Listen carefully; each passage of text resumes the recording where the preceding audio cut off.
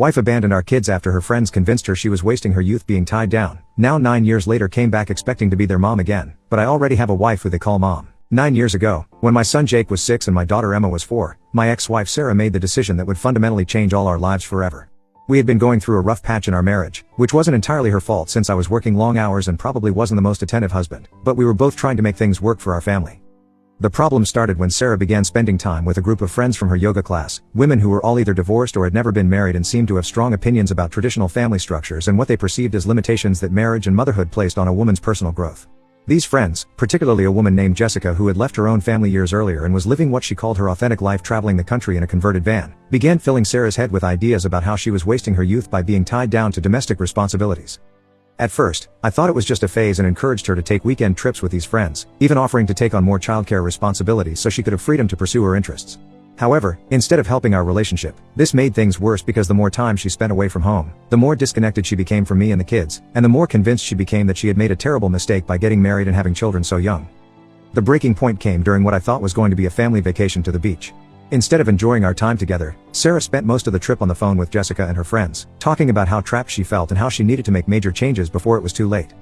On our last night at the beach, after the kids had gone to sleep, Sarah told me she had decided to leave us and start over somewhere new where she could figure out who she really was without family obligations. She said Jessica had offered her a place in California and that she thought it would be better for everyone if she just disappeared from our lives rather than continue being a source of unhappiness.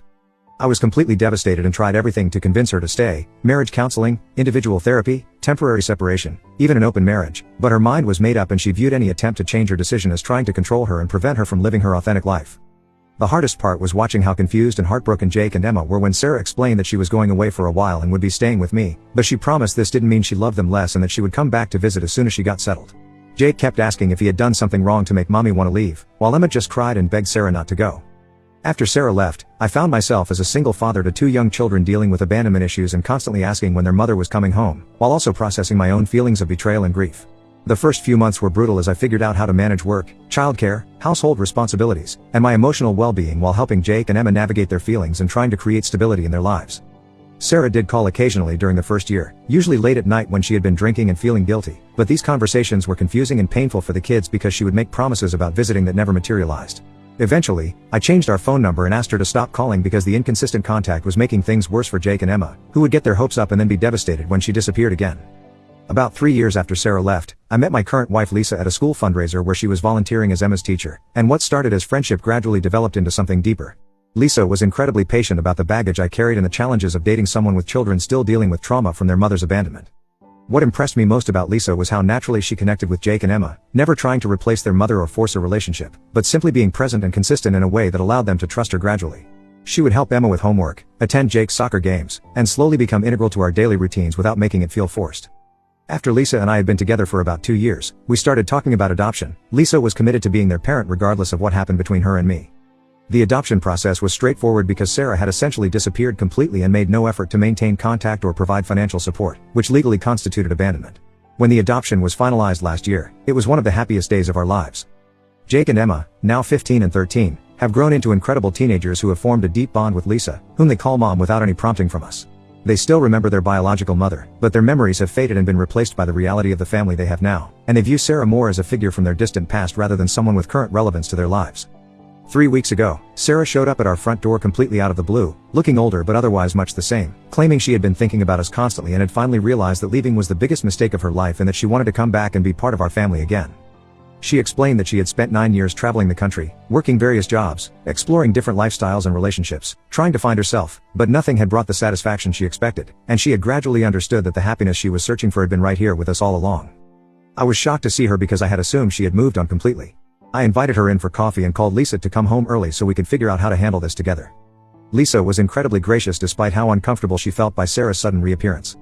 Sarah seemed genuinely remorseful and acknowledged she had made a terrible mistake, but she also had unrealistic expectations about being able to simply step back into our lives as if the last 9 years had never happened. She talked about wanting to spend time with Jake and Emma, take them on trips, help with homework, attend school events, and gradually rebuild the mother-child relationship she had abandoned.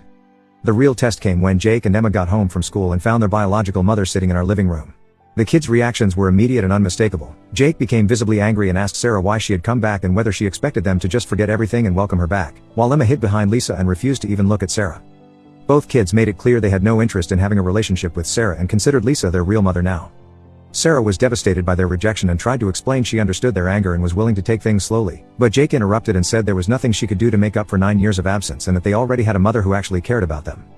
After Sarah left, Lisa and I had a long conversation with the kids about what they wanted us to do, making it clear we would support whatever decision they made and that they shouldn't feel pressured to have a relationship with Sarah if they didn't want to.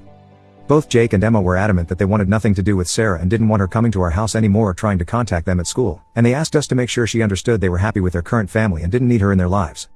So here's where I might be the asshole. I called Sarah and told her that while I understood her desire to reconnect, the kids had made their feelings clear and I was going to respect their wishes and not force them into a relationship against their will. I explained they were old enough to make their own decisions about who they wanted in their lives and that after 9 years of building a stable family with Lisa, they weren't interested in disrupting that for someone who had voluntarily walked away.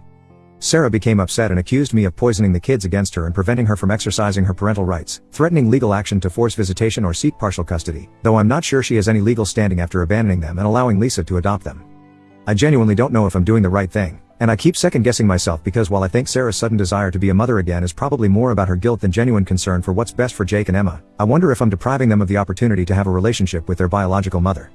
So Reddit, Ida for supporting my kids' decision to refuse contact with their biological mother, or should I be encouraging them to give her a chance? Update 1. Quick update for those following along, because things have developed in ways I didn't expect and I could use additional perspective on how we're handling Sarah's continued attempts to insert herself into our family's life. After reading through your thoughtful comments, I decided to schedule consultations with both a family attorney and a therapist specializing in adoption issues, because I wanted to ensure I was approaching this with Jake and Emma's best interests in mind rather than just reacting emotionally. The legal consultation was incredibly enlightening and a huge relief because the attorney confirmed what many of you suggested, that Sarah's legal rights as a parent were effectively terminated when she abandoned the children and Lisa was able to adopt them without requiring Sarah's consent. In our state, parental rights can be terminated for abandonment when a parent has had no contact for more than a year and failed to provide financial support, both of which clearly applied to Sarah. Practically, this means Sarah has no legal standing to demand visitation or custody, and any attempt to challenge the adoption would require her to prove she was prevented from maintaining contact against her will, which obviously isn't the case since she chose to leave and made no effort to stay in touch. I called Sarah to have a direct conversation about the reality of the situation, hoping that if I explained the legal facts and the children's preferences, she might accept that pursuing this further would be futile and potentially harmful. The conversation didn't go as hoped, but it provided insight into Sarah's mindset. When I explained that adoption had legally terminated her parental rights, Sarah became upset and accused me of using legal technicalities to keep her away from her children, as if the adoption was some bureaucratic trick rather than a natural consequence of her abandonment. What became clear is that Sarah has constructed a narrative about her departure that minimizes her responsibility and maximizes external factors like her friend's advice and mental health struggles. She kept referring to leaving as something that happened to her rather than a choice she made, and seemed genuinely surprised there would be lasting consequences. She also had unrealistic expectations about rebuilding relationships with Jake and Emma, talking about wanting to take them on trips and help with college planning as if the last 9 years had been a brief interruption rather than the majority of their conscious memories. When I explained both children were clear about not wanting contact and that I would respect their wishes, Sarah broke down crying, saying she understood their anger but was a different person now and deserved a chance to prove she could be the mother they needed. Instead of continuing to threaten legal action, Sarah asked if there might be some way to communicate with Jake and Emma indirectly, perhaps through letters or phone calls, that would allow her to apologize without forcing face-to-face meetings they didn't want. I told her I would discuss this with Lisa and the kids, making it clear any communication would be entirely voluntary and could stop anytime if it became uncomfortable. When I brought this up with Jake and Emma, their reactions were different but equally strong. After several family discussions and a therapy session, Emma decided she would be willing to accept Sarah's phone number and perhaps talk occasionally, but only if Sarah understood this didn't mean Emma wanted a relationship or was open to in-person meetings. Jake remained firmly opposed to any contact, and I made it clear to Sarah that she needed to respect his decision completely. So yesterday, I gave Sarah Emma's phone number and Jake decided to give his number as well, though he was explicit that he wasn't promising to answer calls and might change his mind anytime. I also set clear boundaries about when and how often Sarah could call, asking her to limit contact to once or twice weekly and avoid calling during school hours or late at night. Sarah was incredibly grateful for this compromise and promised to be respectful of boundaries and not pressure the kids for more contact than they were comfortable with, though I remain skeptical about whether she'll actually stick to these limitations given how desperately she seems to want to reconnect.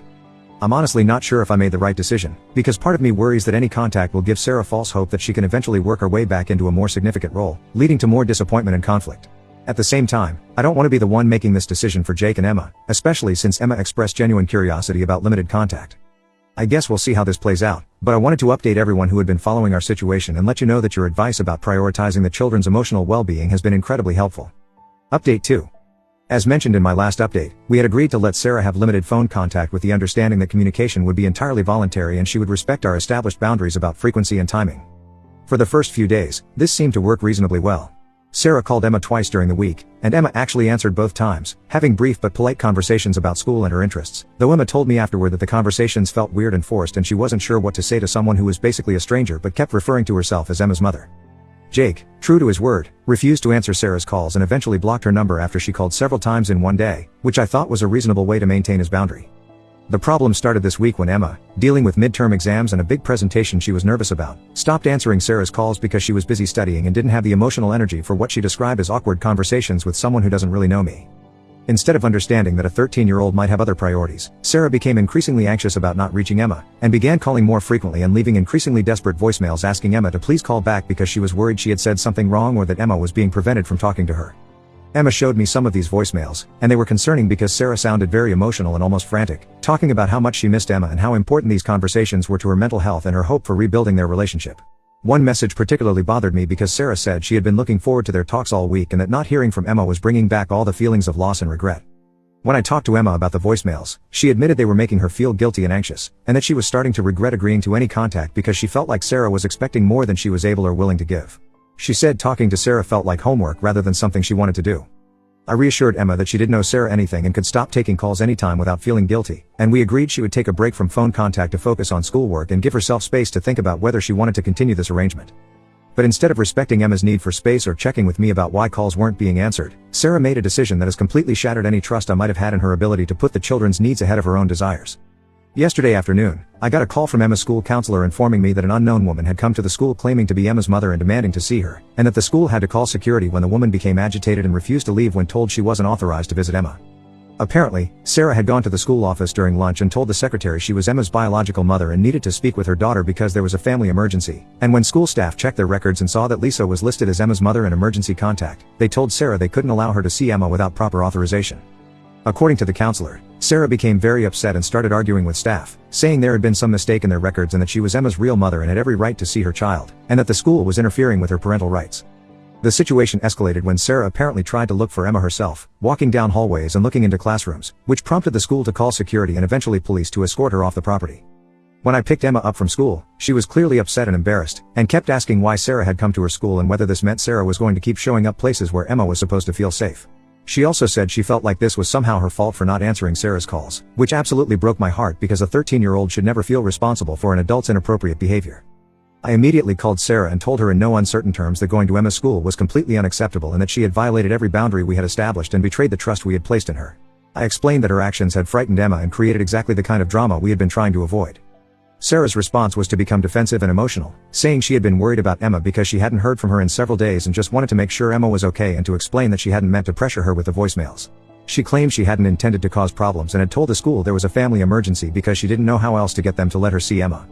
When I pointed out that there was no family emergency and that she had essentially lied to school officials and tried to circumvent safety protocols, Sarah said that not being able to talk to her daughter felt like an emergency to her and that she didn't understand why everyone was making this so difficult when all she wanted was a relationship with her children. This response highlighted how fundamentally Sarah misunderstands the situation and how self-centered her approach has been. She views any obstacle to immediate access to Jake and Emma as an unfair barrier to her rights as a mother, rather than understanding that her children are individuals with their own feelings and right to privacy and safety. I told Sarah that her behavior at the school had eliminated any possibility of continued phone contact and that she needed to stay away from our family entirely, including not showing up at places where the kids might be. I also informed her that if she violated these boundaries again, I would pursue a restraining order. Sarah became very upset and started crying, saying I was being cruel and using her mistake to punish her and keep her away from her children permanently, but I made it clear this wasn't about punishment, it was about protecting Jake and Emma from someone who had proven she couldn't respect their autonomy or prioritize their well-being over her own desires. Both kids have made it very clear they want no further contact with Sarah after this incident, and Emma seems relieved that she doesn't have to worry about managing Sarah's expectations anymore. I'm honestly kicking myself for agreeing to any contact at all, because I feel like I should have known that someone who abandoned her children for 9 years and then showed up demanding an immediate relationship probably didn't have the emotional stability to respect reasonable boundaries. I'll keep you updated on whether Sarah respects the no contact boundary or if we need to pursue legal protection, but for now we're focused on helping Jake and Emma feel safe and secure and reminding them that Sarah's behavior is not their responsibility. Update 3.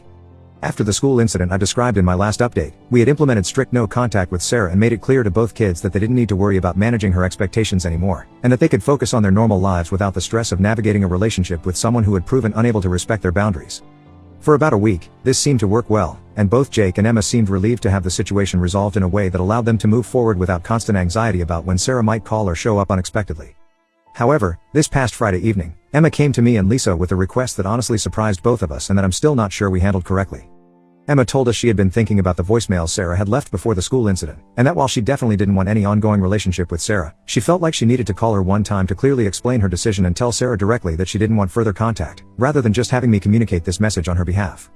Emma said she felt guilty about how things had ended, with Sarah being escorted off school property and then being told through me that all contact was terminated, and that she thought Sarah deserved to hear directly from Emma why she didn't want a relationship, even if that conversation would be difficult and final.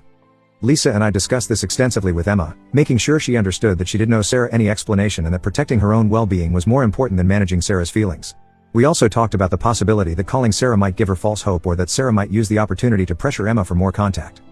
But Emma was very clear about what she wanted to accomplish and seemed to have thought through the potential risks carefully. She said she wanted to tell Sarah that while she didn't hate her and understood Sarah was sorry for leaving, the damage had been done and too much time had passed for them to build the kind of mother-daughter relationship that Sarah seemed to want. We agreed the call would be made on speakerphone so Lisa and I could monitor the conversation and intervene if necessary, and that Emma would have a written list of points she wanted to make so she wouldn't be thrown off track if Sarah became emotional. The call took place this past Saturday afternoon, and it went both better and worse than any of us had anticipated. Emma was incredibly mature in explaining her feelings to Sarah, telling her that she appreciated Sarah's apologies and desire to make amends, but that she had built a life and family that didn't include Sarah and that she didn't want to change that or risk the security and happiness she had found with Lisa as her mother. Sarah, to her credit, listened without interrupting or trying to argue, and seemed to understand that this was Emma's final decision. She told Emma that she was proud of the person Emma had become and that she was glad Emma had found happiness and stability, even if it wasn't with her. However, toward the end of the conversation, Sarah became very emotional and told Emma that she understood why Emma didn't want her in her life, and that she knew she had made irreparable mistakes that had cost her the chance to be a mother to her children. She said she had been hoping that coming back and apologizing would somehow make up for the years she had lost, but that she realized now that some damage can't be undone and some choices can't be taken back. What was particularly concerning about Sarah's tone during this part was how final and hopeless it sounded, as if she was saying goodbye not just to the possibility of a relationship with Emma, but to everything else as well. She kept talking about how she had ruined everything and how she didn't deserve to be happy after what she had done, and while Emma handled this maturely by focusing on her own decisions rather than trying to comfort Sarah, I could see that she was getting upset by how despondent Sarah sounded. The call ended with Sarah thanking Emma for being brave enough to talk to her directly and telling her that she hoped Emma would have a wonderful life, and that she was sorry for all the pain her return had caused. Emma told Sarah that she forgave her for leaving and hoped Sarah would find happiness in her own life, but that they wouldn't be talking again. After we hung up, Emma seemed relieved to have had the conversation and satisfied that she had been able to express her feelings clearly and kindly, though she was also emotionally drained and spent the rest of the weekend processing her feelings with Lisa and me. We thought this conversation had provided the closure that both Emma and Sarah needed to move forward with their separate lives, and that while it had been emotionally difficult, it had ultimately been a healthy way to end this chapter. But then, this past Tuesday morning, I received a phone call that changed everything and made me question whether we should have handled this situation differently from the very beginning. The call was from a hospital social worker in the city where Sarah has been living, informing me that Sarah had been admitted to their psychiatric unit after what appeared to be a suicide attempt, and that I was listed as her emergency contact from when we were married, even though we've been divorced for 9 years. According to the social worker, Sarah had taken an overdose of prescription medication sometime Monday night and had been found by her landlord when she failed to pay her rent. She had left a note apologizing for the pain she had caused her family and saying that she realized she had lost her children forever and couldn't live with the guilt and regret of her choices.